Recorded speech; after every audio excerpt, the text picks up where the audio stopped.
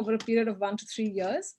She's been a vocational and recreation trainer with the YMCA and a special needs trainer with Dilkush Special School. Thank you for being here, Dilshad. Meagan is an award-winning former CEO, now board director of Barefoot College International, the 2018 Hillary Institute laureate for her global leadership in areas of climate change, poverty reduction, social justice, and economic empowerment of women. She is also the founder of Step Up Advisors and member of the Schwab Foundation for Social Entrepreneurs. Thank you, Meagan, for making the time. Natasha Joshi is an associate director at Nilekani Philanthrophies. She comes with previous experience in the education sector, where she's worked on education programs, policy, governance, and financing for organizations like UNICEF, Niti Aayog, and most recently Tata Trusts. Holds a master's degree in human development, has authored articles for the India Development Review and Swaraj magazine. In her free time, she curates Desi Writers Lounge, a writers collective promoting South Asian writing. Thank you, Natasha, for making the time to be here. MA is the program coordinator for Philanthropy Circuit, a Pan-African nonprofit organization, providing access to knowledge, resources, and tools to strengthen nonprofits, build homegrown giving practices, and foster collaborations. She's a certified nonprofit management and fundraising practitioner, serves as a member of the National Special Advisory on CSOs group, and is a fellow with the Future Africa Network and the Africa Civic Engagement Academy. She's also a member of the Reimagining INGO Social Lab and the Wings Enabling Environment Working Group. Thank you, MA, for making it here. Rachel Lewis is an investment director with Kiva. She manages the team responsible for overseeing investments across Africa, as well as is a leader for Kiva's Gender Lens investment strategy. Prior to joining Kiva, Rachel served as the managing director for Nuru Social Enterprises and as a registered securities broker and manager of the employer retirement plan at Saturna Capital. Thank you so much, Rachel, for making it here. And I think talking about gender lens, you can make out that we seem to have a very clear gender lens here where everybody is a woman. And I think that gives us a little bit of a space where we can sort of talk about possibly what is it that that we bring as a lens, as our gender lens, not just being in the social space, not only being social entrepreneurs and philanthropists and frontline workers, but also women who can see the impact and who bear the brunt of what happens to our families and the children and the old. So I'd like to say that as an anchor, I really wanted to just anchor this. This is really a conversation between all of you. There's 6 powerful people in the space that we've just introduced, and there's a lot of people here waiting to listen to what you have to say. The way we've structured this is that we'll have Dilshad and Meagan talk first about what's been the experience for them as entrepreneurs, and perhaps, you know, not just about themselves necessarily, but also using their own experience, talking about the field in general, and raising questions for all the other 4 who can then respond to it and perhaps ask each other questions. So it's really open to that. I would love for the audience to please use the chat, ask your questions, make your comments, use the space as much as you can. And if we have anybody who really wants to unmute and ask a question, we will make that possible towards the end. So I think we have a poll just to get a sense of where the audience is right now. So Mariana, would you like to share the poll with everybody? And we've got, you know, hopefully a very quick response from everyone so that we can get a sense of the people in the room and where they are.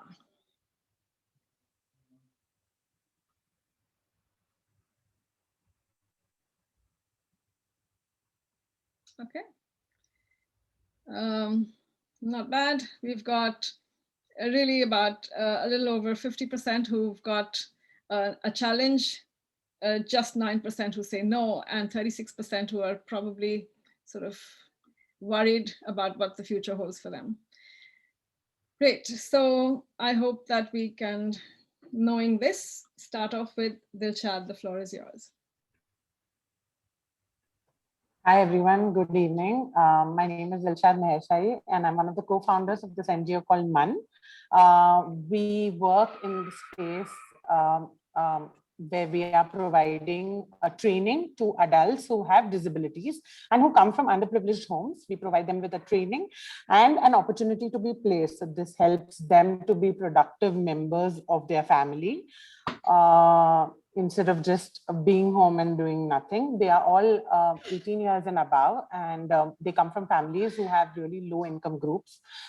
That's a little bit about Mann. We are 10 years old now, and when the pandemic hit us, obviously it was not business as usual. We faced a lot of difficulties like shutting off office and adapting to an online program. And like all of you all would be knowing, it is difficult for children to adapt to an online program even regularly, right? So for our adults, where a very hands-on technique is used, it was extremely difficult for us to formulate a program that can be delivered online, along with also giving the families, the students, and all of them technology training, because obviously coming from underprivileged homes, they do not have access to internet, they do not have the privilege of having a laptop. So it began with as basic as providing them all of that to developing the online program. So the team had to really brainstorm, come up with different techniques that could be done and how we could hold on to their attention for a longer period of time so that we can impart the training that we really want to. Yes, the funding was really affected at that point in time because we did not really get any new kind of funding. There was so much going into the PM cares that it was difficult for us to be able to onboard anybody new. I will tell you a little further how we sustained, but yes, we did save on a lot of program cost. We did try to, wherever we could cut ends, we did. And we also, our team from the highest to the lowest, everybody got a salary cut for at least 6 to 8 months. That's the only way we could save. The learnings that I think we had when we had a financial crisis 3 years back has helped us get through this time. So we did have a very big financial crisis where we all had to be without salaries for 8 months.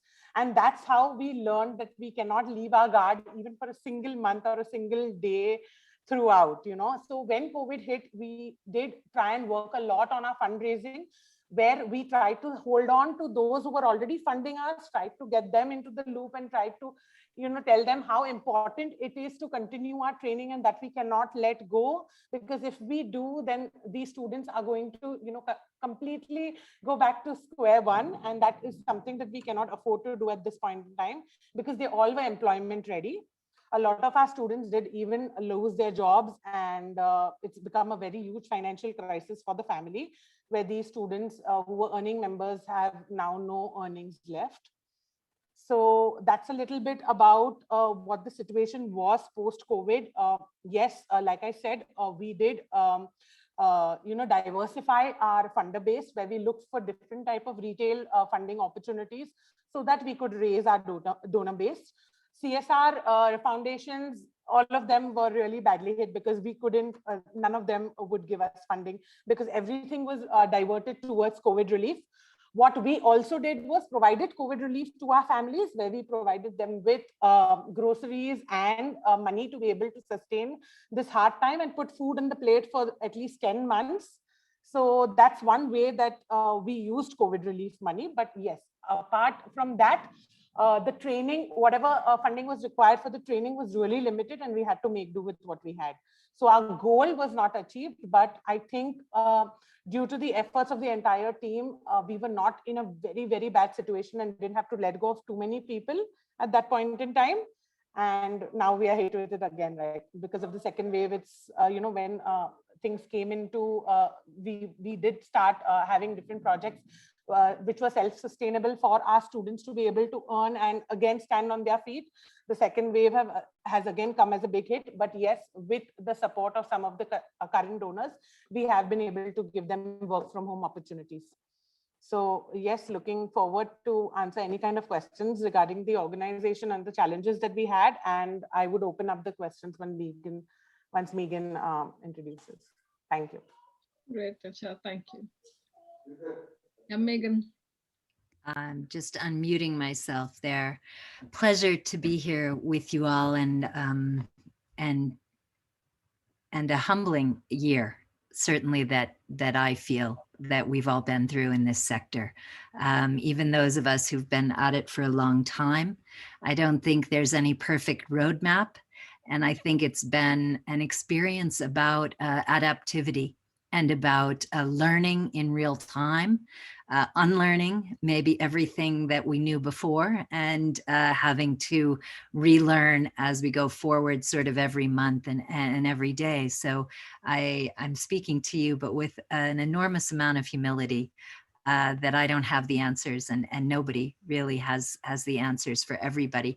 I think it's a time when I have relied on my fellow social entrepreneurs and my women colleagues in a way I probably never have before in my career. And I have taken enormous hope and strength from that. So just want to preface by saying that.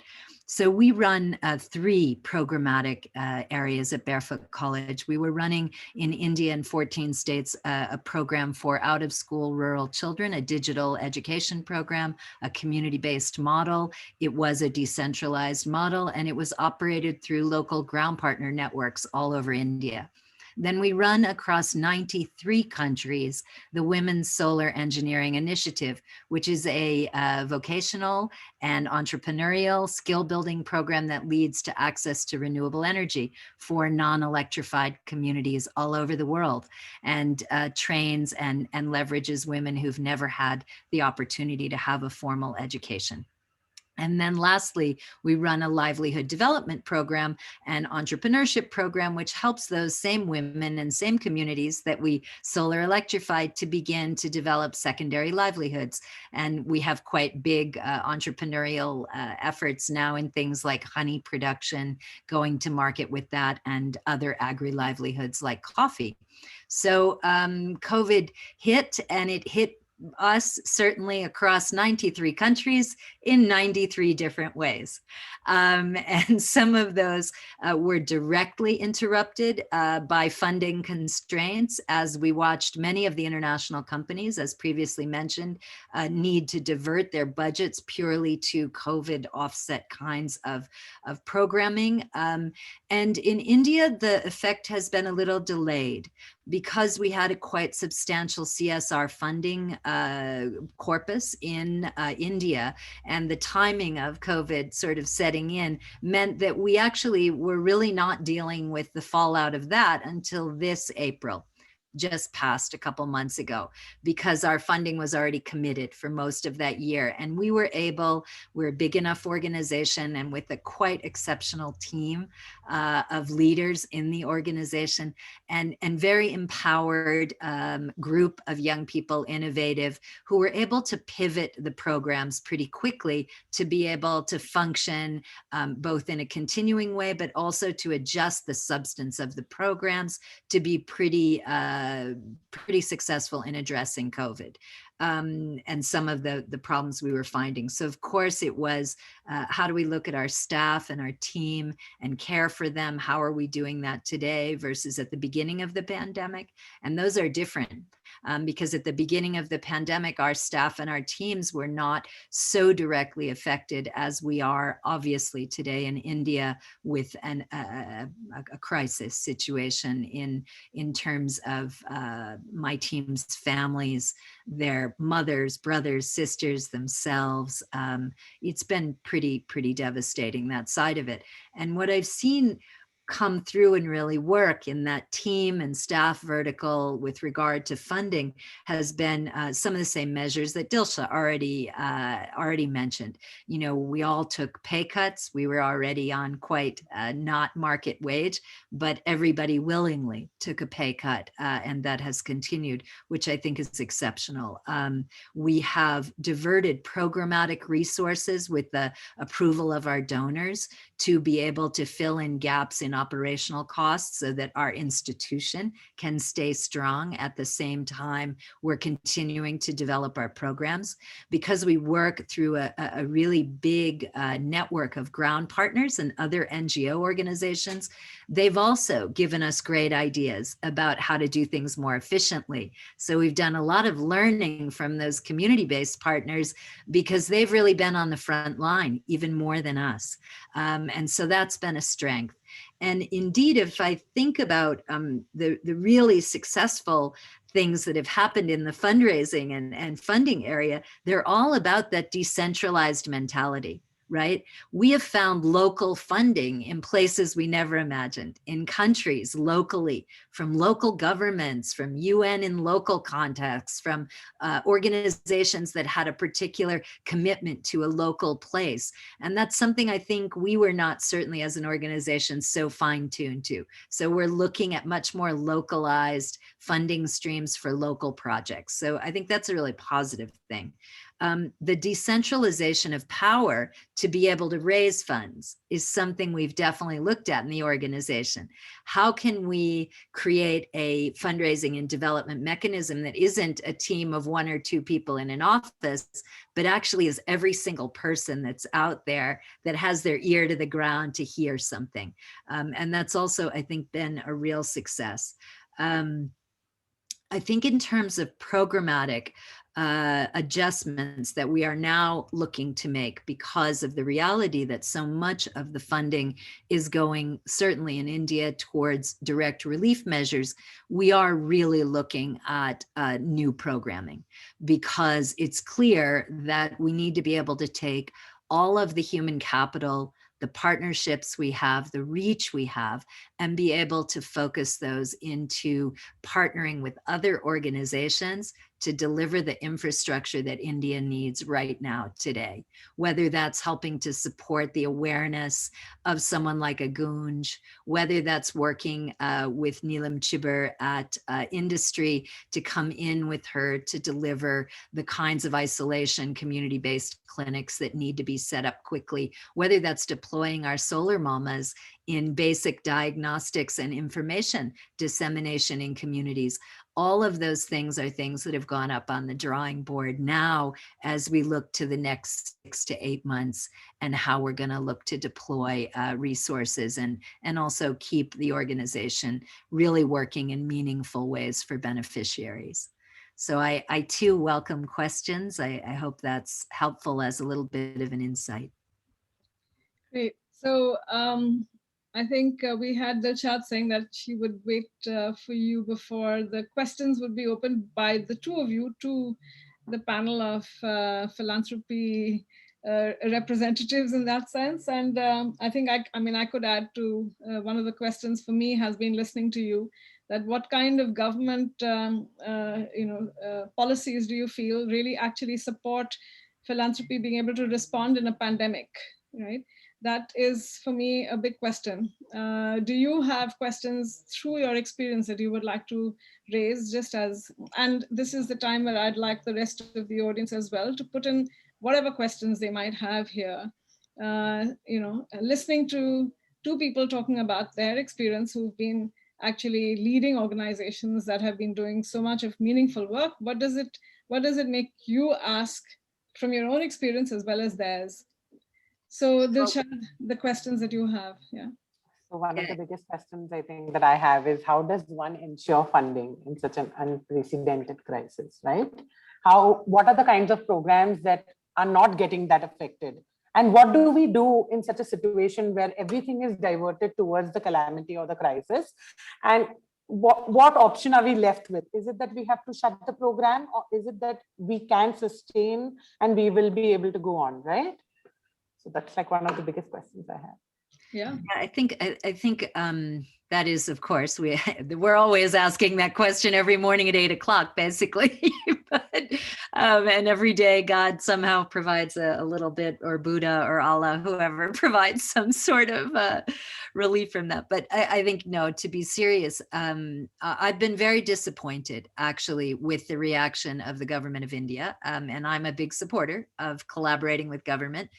People who know me will know that, because I really do believe in systems change. But I've been disappointed to see that in the midst of this pandemic, there have been some quite significant moves to attempt to limit funding from coming into India under the auspice of the continued cloud that NGOs are categorically somehow not being able to govern themselves and be effective in their spending. And I'm just tired of this dialogue, I have to be honest. And I think it's super inappropriate given the impact that the civil society mechanism, certainly in India and in many other countries, has had. So I would like to see a loosening up of government, not without governance and not without reporting and not without all the things we know need to be there, but we really should be working hand in hand with government to be able to ease the flow of funds and ease the ability of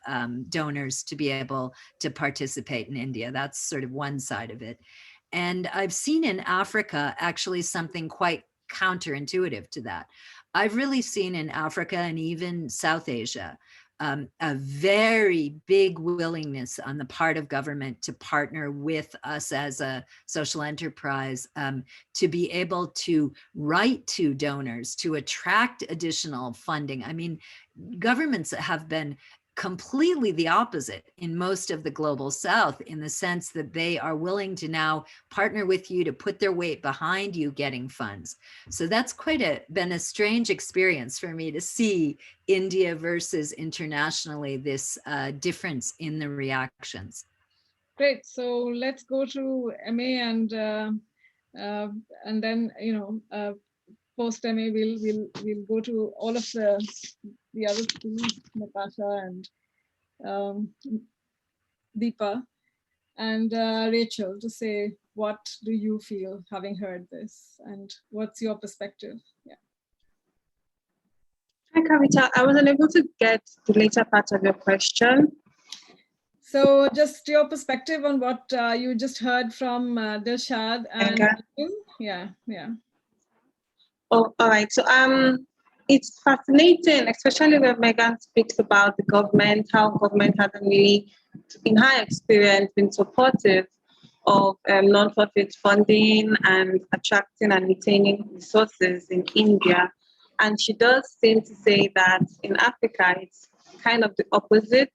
I can't speak for every country in Africa, but it would only be natural for the countries in the global South, I would think, to want to encourage civil society as much as possible, especially considering COVID-19 realities, to get as much funding, because, of course, as we all know, development sector strategy, development sector mechanisms fuel national prosperity in the long run.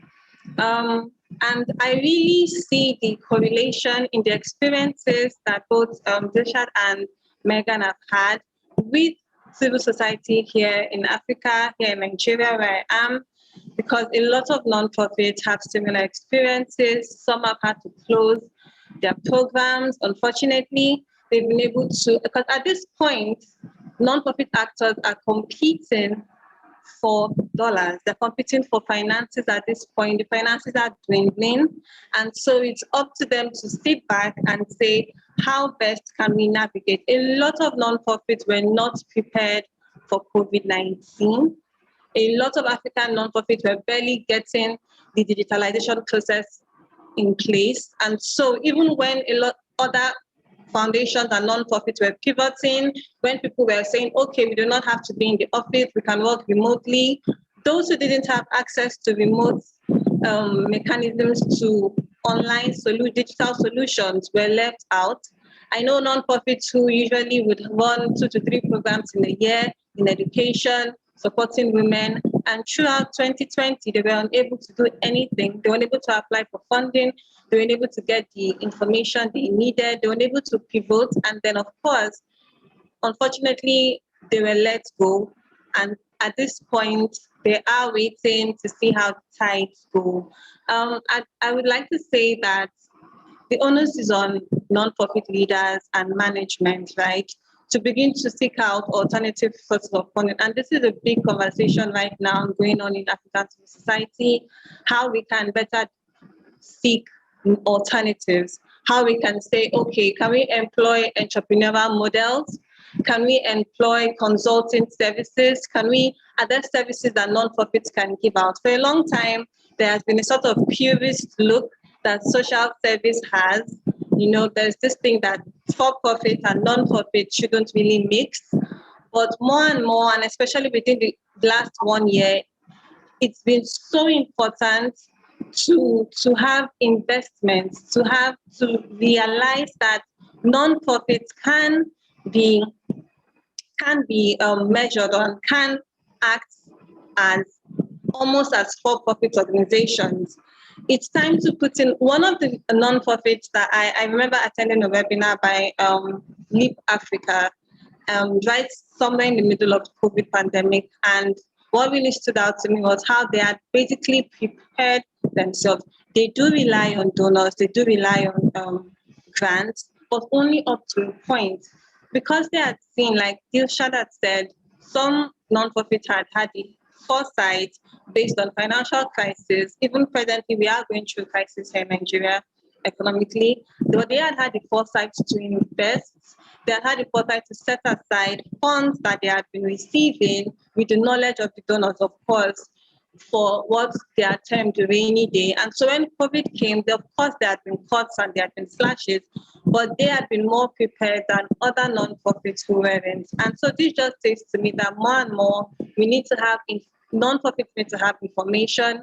It brings to mind the importance of capacity building and knowing your options, knowing the options you have for crowdfunding, knowing the options you have for joining giving circles, knowing the options you have for free digital solutions if you're unable to access paid digital solutions, so that it helps you upscale and continue your operations even where there seems to be crisis.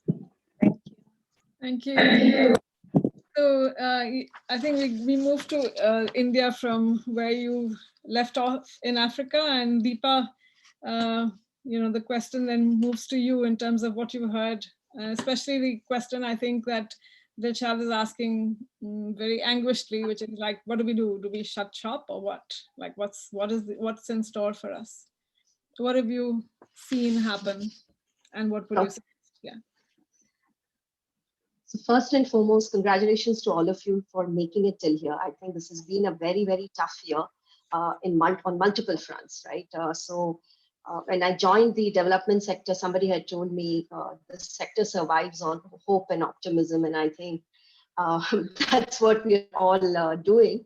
But I would like to add to that, a little bit of planning wouldn't hurt anyone.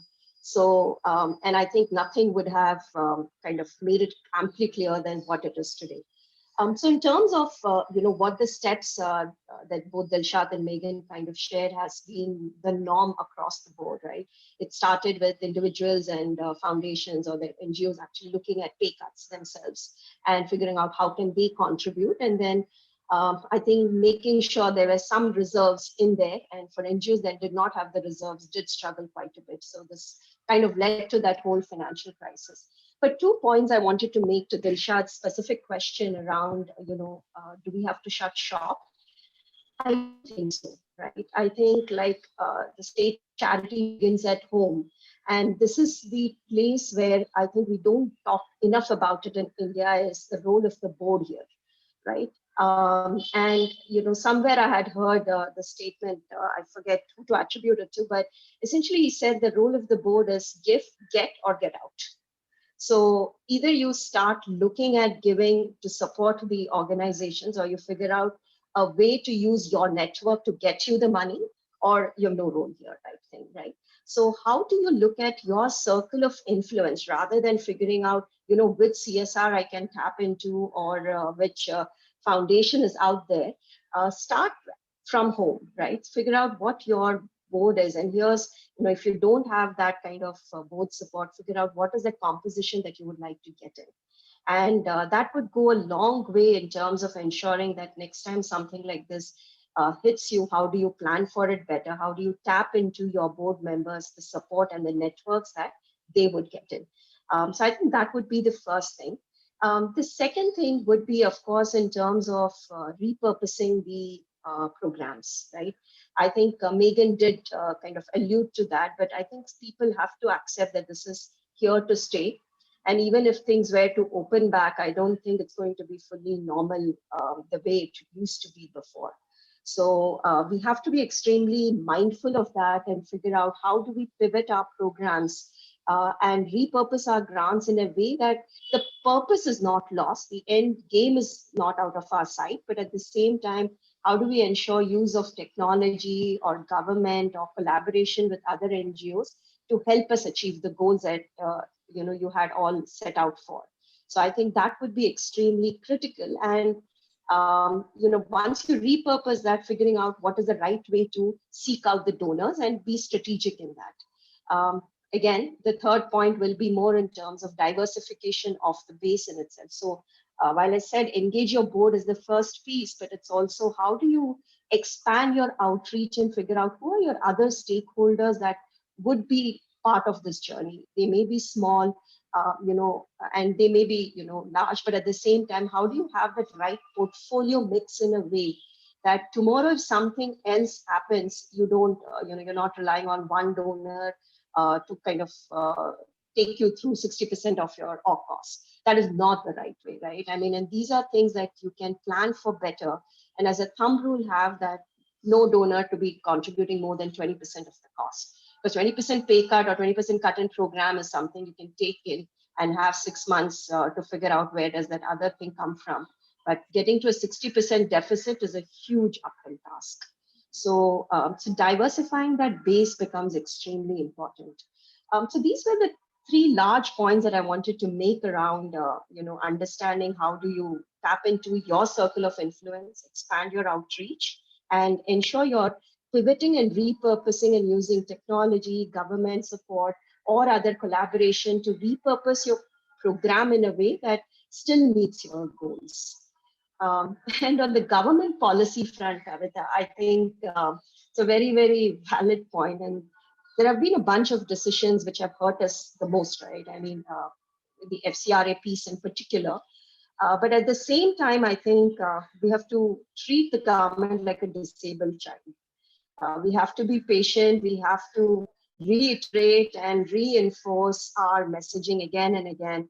And there are a bunch of people who are doing that. I think as a collaborative, as a single voice from the sector should go out, and we should all join hands to make sure that that piece of messaging goes. But we have to be just patient with it at this point. So yeah, I'll stop here. Thanks, Deepa. So we'll sort of pick it up from there, because I think Rachel has a very different space that she occupies. And Rachel, I'd like to hear from you before the questions come in for everybody else. And there are lots of questions here on the chat as well, but yeah. Yeah, thank you. This conversation has been such a sobering reminder of as much as things are getting better in the US, the disparities are still affecting everyone across the world. So just my profound respect. And I think we're all in this together, and just, it doesn't seem like it's going to end. So how do we adapt? I do come from a very different perspective, but I definitely agree with from what my other fellow panelists have said, particularly Deepa around the diversification of revenue streams. We were lucky as Kiva, as we also are an NGO, even though we're dependent upon our lenders all over around the world. We diversified our revenue streams about 1.5 years ago. So we're kind of right before the crisis, and it really has saved us. I think we would have been in a much worse position if we were just kind of reliant on the philanthropic donor funding, as we did see a lot of our corporate partners and a lot of our other philanthropic funders kind of like put programs on pause or hold at a time when we needed the money the most, when we weren't seeing repayments coming in from borrowers, and our microfinance lenders and social enterprise lenders were really struggling on their side as well. I think my one kind of thing that we've seen be really successful, and I've seen this amongst our own portfolio companies that we work with, and then also kind of in the space in general, is not necessarily to Nishad's question about, do we all have to just do COVID relief? I think I hear that because that is definitely the topic of the day. But what I've seen be really successful in kind of approaches to Kiva for funding is like the pivot that Deepa mentioned. So pivoting, like a compelling story about how you're pivoting your model and why you need more funding to pivot to address those challenges. I think we've been really receptive to that as a funder, whether it's the digitization strategy or, like kind of moving to a remote environment or improving that technology. I think that's been something that's been like, it's felt as a funder, it's like, oh, good, there's something we can do. Not everything is on pause. Like, we can help you transition, we can help you move in this way and still have an impact. And that's been also really compelling for our lenders on the site as well. I think we've also seen, because Kiva works across, like 3.9 global lenders, mostly who are giving $25 on the crowdfunding site. It's a moment where I think a lot of people are feeling really hopeless and want to do something and don't know what to do. So kind of getting an opportunity in front of them to do something and connecting them with the stories of other people and being able to tell those stories has been really impactful. Although it's even more challenging in a time when we can't get to the field as easily and can't tell those stories. So we've been trying to creatively surface what's going on in the world. I also think the problems that COVID-19 has exacerbated existed beforehand. So I think there's still definitely a need. And for us, it's been a compelling deepening of our work with refugees and even more impetus for us to continue our Invest in Women strategy and launch an Invest in Women's fund specifically focused on improving economic empowerment for women. So it's just my thoughts, but looking forward to the rest of the conversation. Great. Yeah, I think you also have a fee-for-service suggestion that you do, or an impact investment thrust. I think, Natasha, you've set up something completely in a time when there's been a massive crisis. So I'd like to hear from you, how has that colored your way of looking, and what has it done for you in terms of how do you approach the current situation and your partners? Sure, Kavita, thanks. So first off, it's been really enriching listening to everybody on this panel, and I think there's so much fight, and there's so much energy, so much spirit in the room. So I think that really is sort of at the heart of why the sector is what it is, and why it still survives, and why it sort of does the work it does. I want to talk really quickly on two lines. First is, of course, just what our partners have done and what I feel has been useful in their case. And the second piece is I do want to speak maybe just a line on what is the role of donors, because I do think that's really important. And for us, that's a big part of the way we approach the work.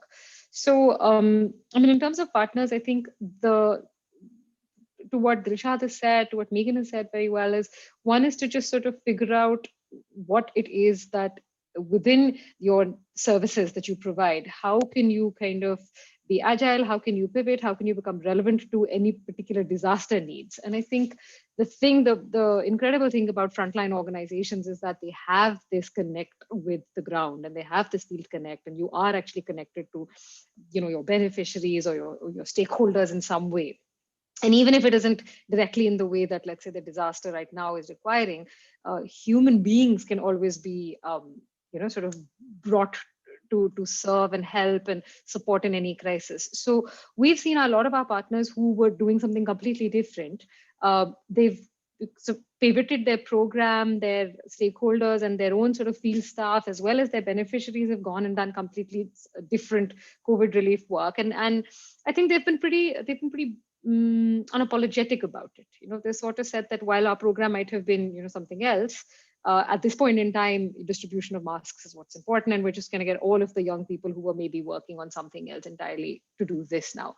And I think that's been really useful. The other piece is that this phase has also revealed to us the kind of importance of collaboration, but really at the kind of network level, at the field level. So we've seen organizations, some of our partner organizations, again, identify adjacencies with the pandemic related relief. So again, even if, for example, even if you work in mental health and mental well-being, while the pandemic is much more epidemiological, there is that element that can be tacked on and linked with organizations that are doing frontline relief, but there is an element of mental health that can be stitched in.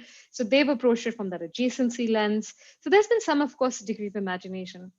But I really want to say that, having said all of this, and I think Deepa elaborated operationally and sort of tactically really excellent advice, so I don't think I can add very much to that.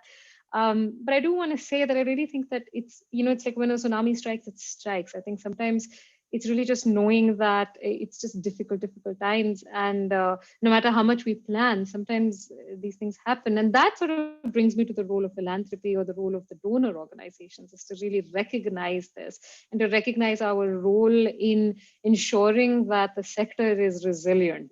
Whether that is, again, to the point of collectively bargaining for a better status for the sector, whether it comes to compliance with government regulation, or it is, sort of more unrestricted grants, whichever way it is, I think that there's a huge role for donor organizations as well to sort of be much more responsive to the needs of nonprofits, rather than simply just expecting nonprofits to, entirely figure it out on their own. And I do think, as I've heard on this panel, I do think many partnerships have been like that, but I think that there's a lot more that can be done on that front. So that's somewhat what I've been seeing in the last 14 months now, I suppose. So what would you say would help to de-risk organizations right from, like, the word go, if you were to say that right now there may be organizations on the verge of closure, or on the verge of saying that, okay, like, we just give up on what we're doing and completely go somewhere else, or just get all our people somewhere else? How would you look at de-risking them and saying, what should they do? For sure, I think again, just reiterating some of the things that Deepa said, some of the de-risking has to happen a little bit a priori, so it's a bit difficult to de-risk once you're in the midst of the eye of the storm. So that de-risking has to be built into the design of the organization and how it operates. But having said that, I think both repurposing some of the approaches and some of the lenses of your work is useful, and then also looking at potential collaborators who you could, within the nonprofit sector, who you could sort of pair with in terms of a joint service offering, so to speak, where your offering may not be front and center relief, but it definitely scaffolds some of the relief efforts.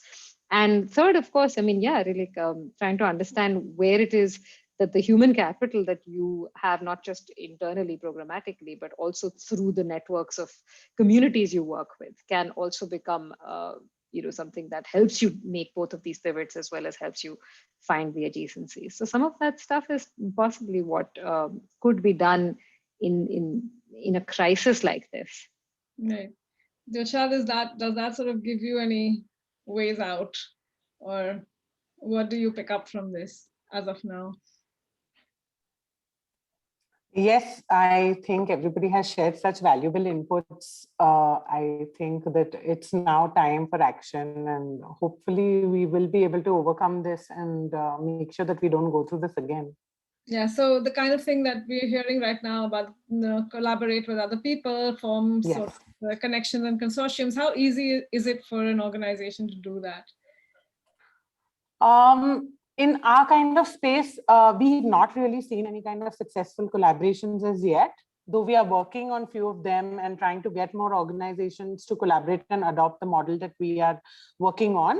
But we've not seen any success so far. So hopefully this year will give us some more time to be able to build on our team, so that then we can work on developing those kind of relations.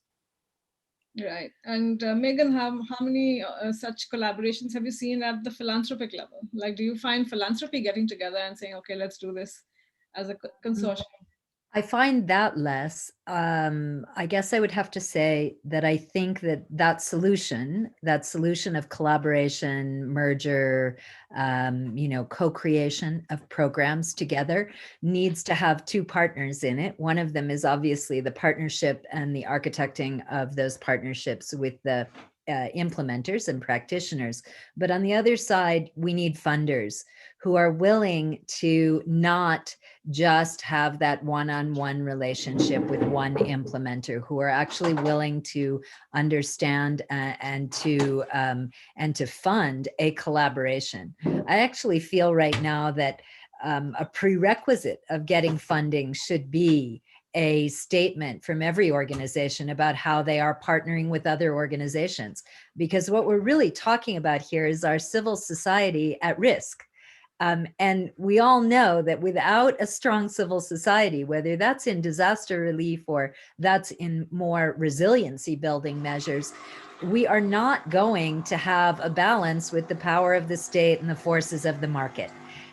And so I do see a much more long-term risk in certain countries, in certain settings, to a real destruction of really losing our civil society and its power, which is so important in a balanced economy and in a balanced social order.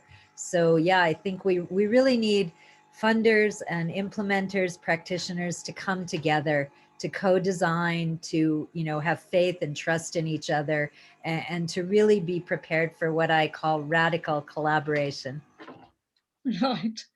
So yeah, I don't know if Deepa, Rachel, or Emma, have you seen that happen in a way that's successful, that can say we've got precedent here, we've got something that we can learn from? So not in a platform manner. I think there are things that have been seeded, at least in the philanthropist world. But I think we should wait for it to come out. But Edelgive has done some good work there. There are a bunch of things that have been seeded today on capacity building efforts within philanthropists to support organizations for their institutional needs and not just for programmatic. But I agree with Meagan. I think there is a lot more that can be done. Separately on the, when we speak of NGOs collaborating, we don't want to create a big, massive platform, right? I mean, in the simplest sense, what Natasha just shared, it's, just figuring out who can do the work best and partner with them without, kind of worrying too much about who gets the credit for it or who gets the funding for it. Sometimes in the bigger scheme of things, I think the purpose is lost and the organization takes precedent. So somewhere that piece can be managed between two organizations. The same goes for philanthropists, by the way.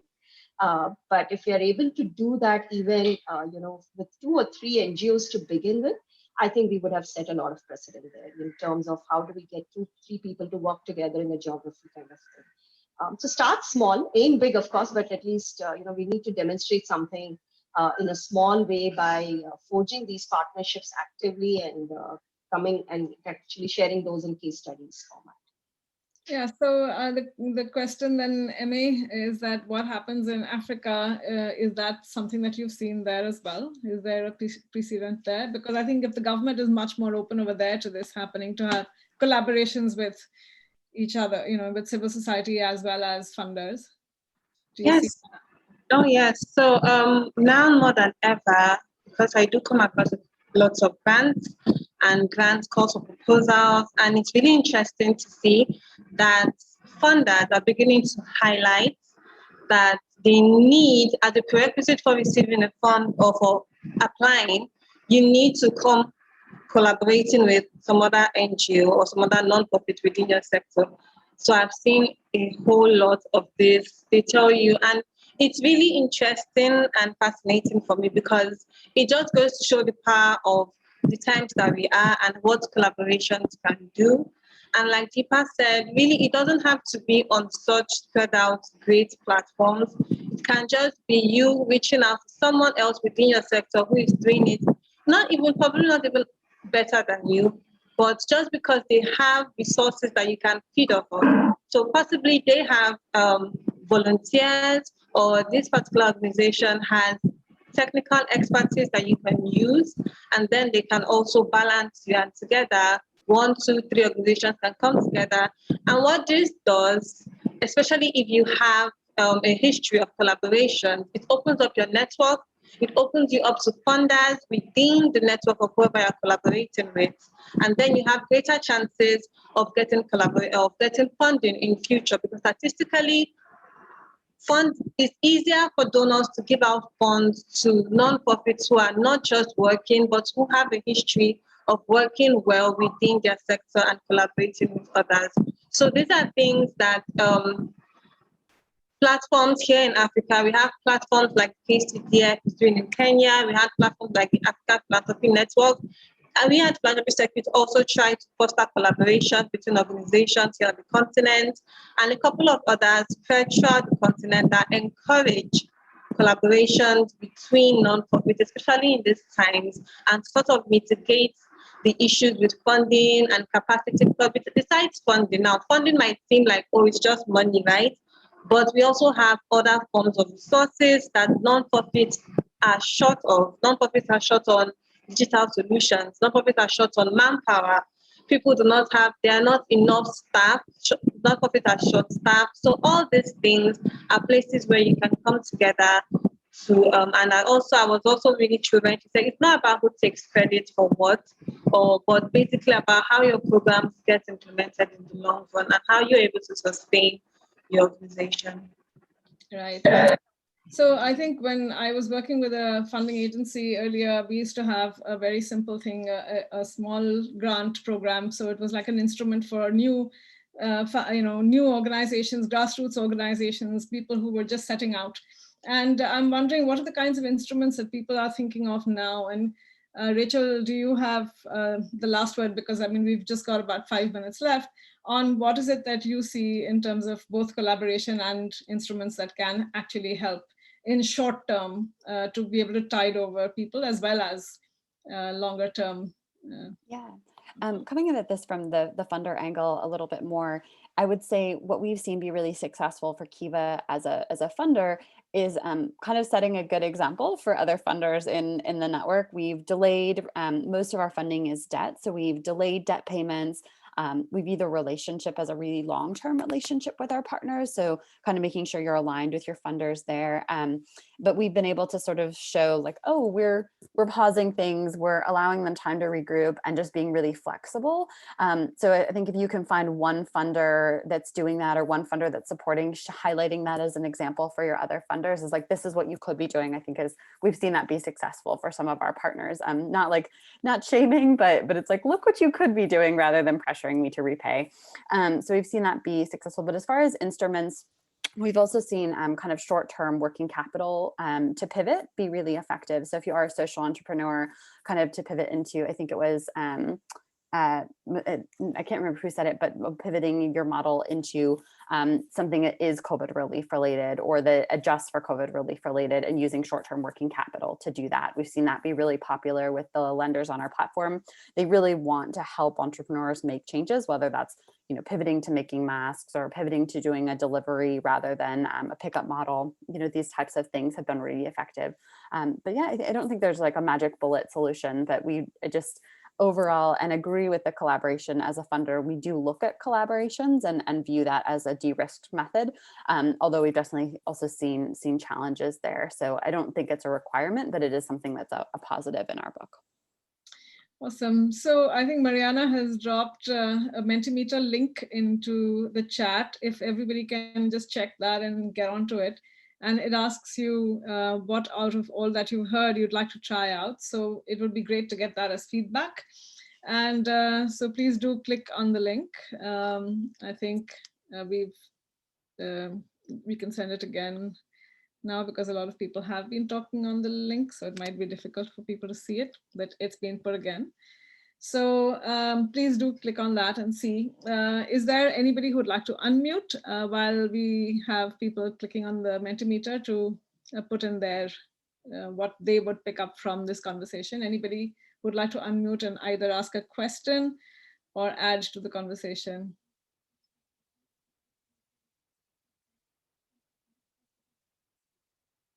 I think we've had a few people who've been, I don't know if Apurva, are you still in the room? Would you like? I put one question on the chat box, Kavita. Yeah. With this new FCRA rules, there is this restrictions of having less than 20% on the for administration, which includes the salary. Now, the organizations like us, which are very much people driven, and where the salary is a major part of the project or program, then how can you handle it? Like, if there is any advice on that, if because that has been like one very major challenge of what to say, getting fund from other organizations. Sure. I think that's part of what we're talking about in terms of government policy. So anybody would like to respond to that?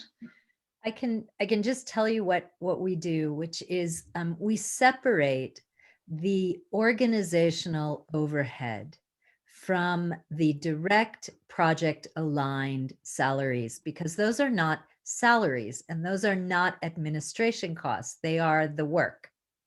And we try to make that very, very clear.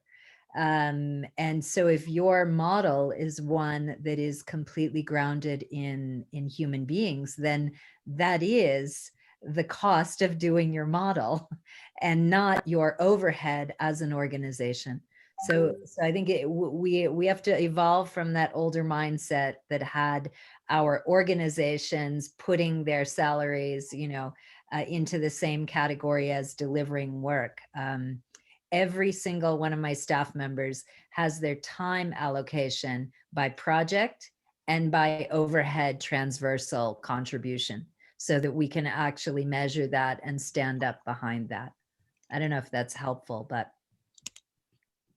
Yeah, that's what we did so far, but now it seems that they are not allowing it. So they're trying to say that all kinds of salaries are part of the administrative costs. That's where the problem starts. Mm-hmm. So I think it's really important to, because our understanding of that is a little bit different, as it always is in India. These rules are never completely clear in black and white, and I think it's really important to get to the right advice on that. And I would even write directly to Home Ministry to ask that question, to clarify that, because or someone like a Nilesh Desai, who is a legal firm, really very, very well versed in understanding that. Because I think we tend to panic when we see these government directives, and it's just really important to not do that, to really get to the facts. Right. Yeah. So thanks, Rachel. Yeah, you can go. I think we anyway need to close, but I can see that diversifying funding, decentralizing efforts, and making investments to generate revenue as an alternative source seems to be what people are focusing on. And I'd like to just ask that we think about what can be the future. If this is going to be a continuous thing, how can we collaborate? I think there is going to be a necessity for people to collaborate and identify geographically what are the requirements of the communities to be able to focus and become more efficient in the way in which we make sure resources reach the right people at the right time. So thanks to all of the speakers, thanks to the panel, thanks to the people in the audience. And I'm sure that this is going to be an important thing for a lot of the people who've been in this room. So thank you. Thank you very much. Thank you so much. Thank you. Thank you, Kavita. Great to be here. Thank you. Thanks to everyone on the panel.